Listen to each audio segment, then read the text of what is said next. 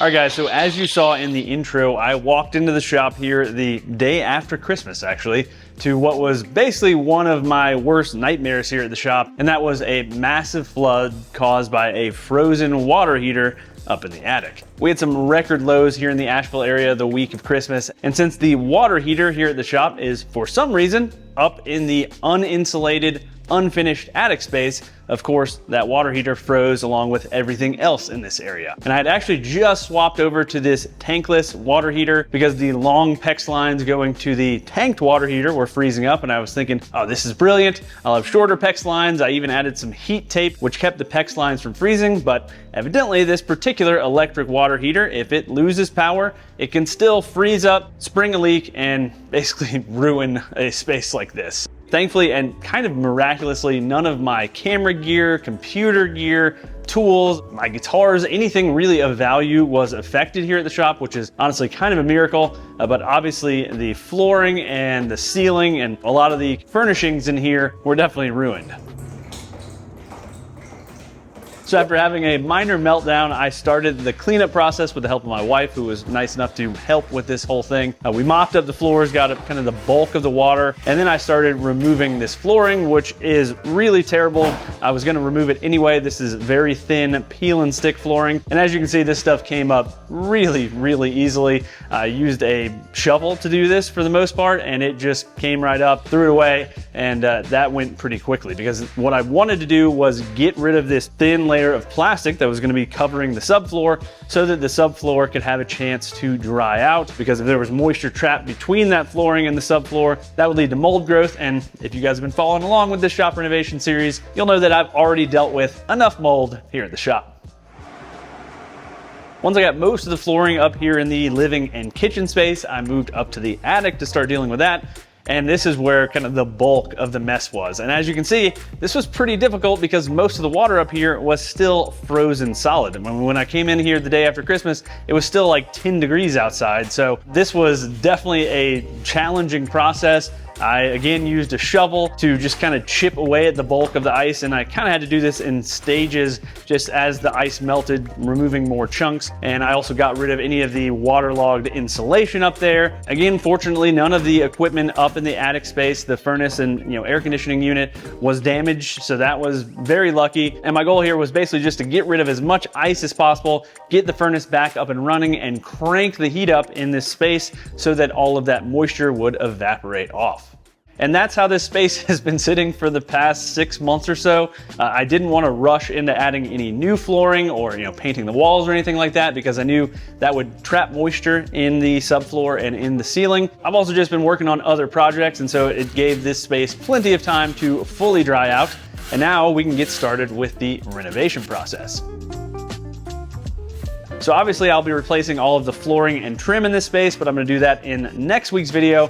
And in this week's video, I want to cover some of the other steps in the process prior to flooring, the first of which was reconfiguring this kitchen space. And this kitchen was definitely pretty interesting, but it really lacked storage. There were no base cabinets. It had this giant kind of commercial stainless steel sink, and I wanted to turn this space into kind of a more traditional kitchen space. So I started by removing everything in the space, these old stainless steel tables and the sink, both of which I'm going to sell locally. And the sink was pretty interesting because it was directly plumbed into the wall. There was no shutoff valves or anything like that, so I had to turn the water off to the entire shop and then get things disconnected and move the sink out of the space so that I could continue working on removing the flooring.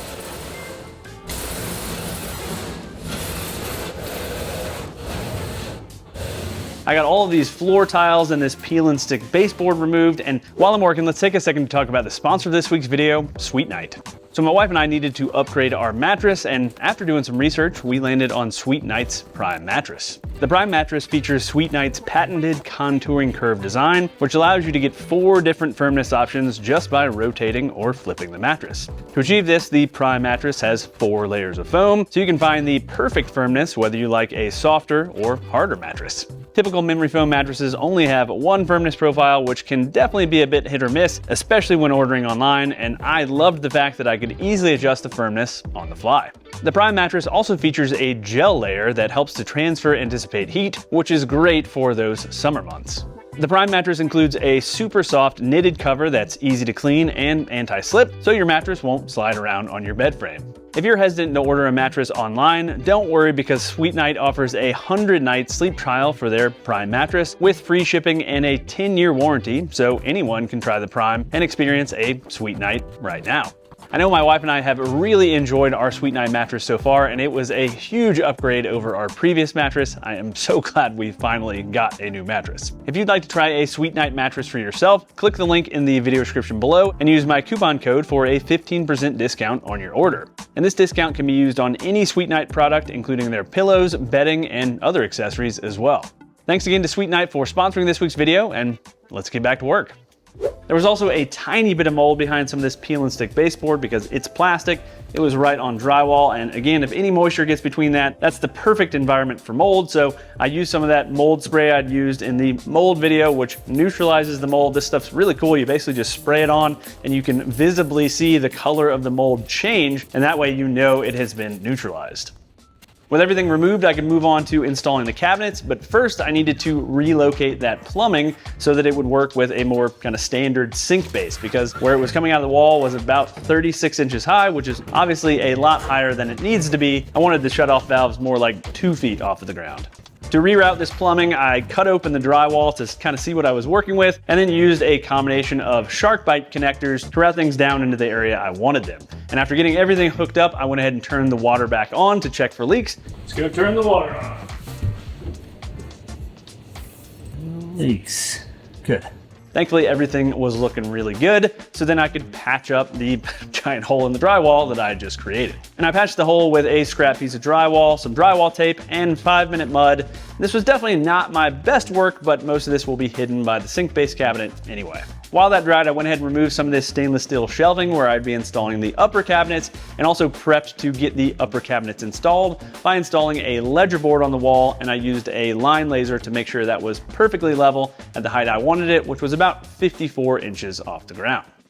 So before ordering my cabinets, I went ahead and modeled this entire kitchen space in SketchUp, which really helped me to kind of visualize everything. And for the specific cabinets, I used just off-the-shelf Diamond Now brand cabinets from Lowe's. They were awesome enough to donate the cabinets for this project, so big thanks to them. And it was really nice to be able to order cabinets and have them delivered here within like 2 weeks. So when installing cabinets, you usually want to start in a corner if you have one. So I started with this upper corner cabinet, and before mounting it on the wall, I went ahead and marked the stud locations on the back of the cabinet, pre-drilled some holes, and added some screws there so that once we lifted it into place, we knew the screws would go right into the studs super easy. And my dad was on hand again to help me install these cabinets, so big thanks to him. And overall, the installation process was pretty simple because amazingly, this wall was almost perfectly plumbed, so we had to do very little shimming.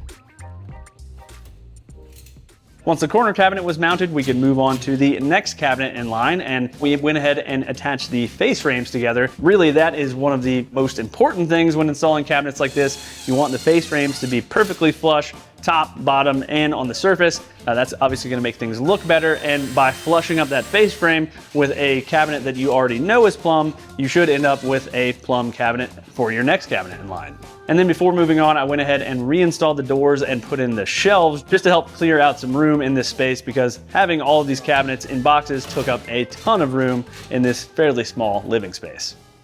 Unfortunately, the last upper cabinet was damaged in shipping, which we didn't see until we opened the box. And then one other upper cabinet is back ordered, so that finished out the installation of the upper cabinet so we could move on to installing the base cabinets. Once again, we started in the corner with this Lazy Susan cabinet, and since this cabinet doesn't go all the way back to the wall, I needed to add some countertop supports in this back corner, which will obviously support the countertop once it's installed.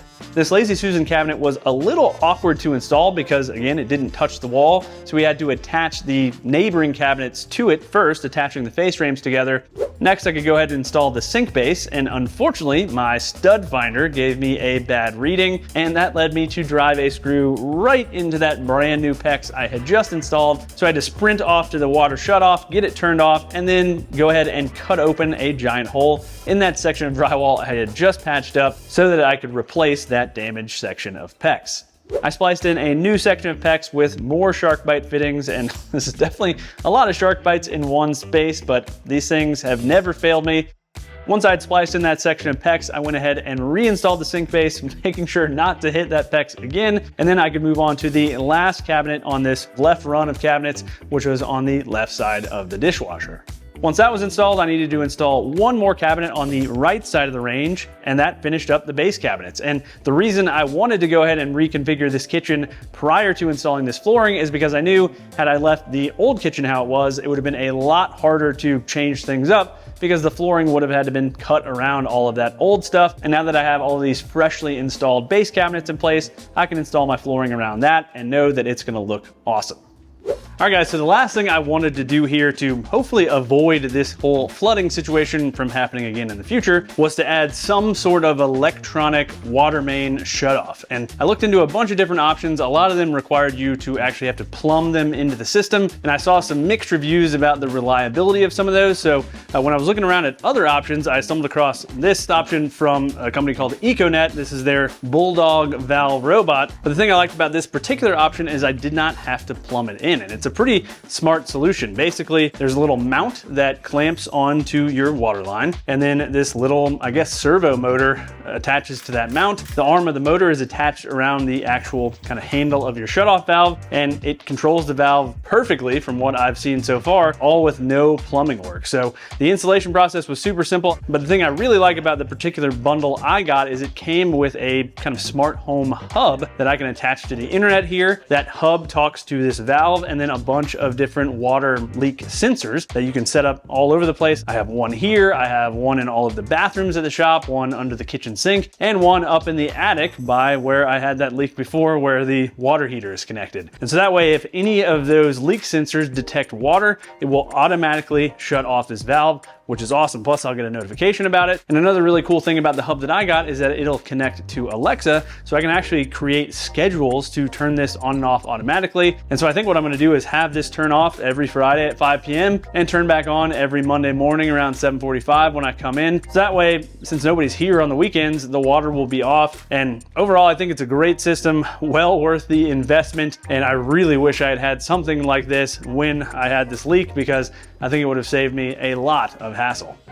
All right, guys, stay tuned for the next video in the series where I'll be installing all of the new flooring in here. If you don't want to miss that video and all my future videos, go ahead and get subscribed and ring the notification bell. As always, I'll link to all the tools and materials I use in this video in the video description below. And last, if you want to support me, I sell merch. I have plans available for a lot of my woodworking plans, and I have both YouTube members and Patreon set up. All right, thanks for watching, y'all, and until next week, happy building.